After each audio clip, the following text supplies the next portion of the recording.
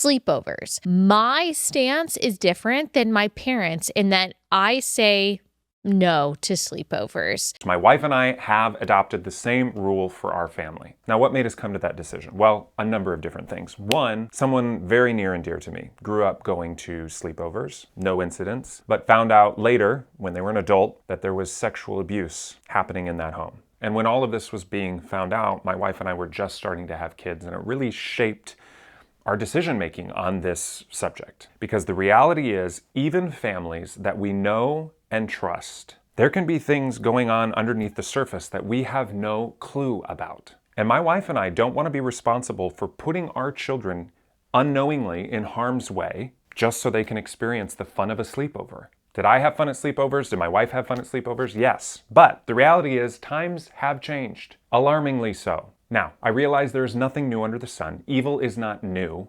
But there is no denying that with the rise of technology in the past 20 or 30 years, the accessibility is unprecedented to the things that we don't want our kids to have access to.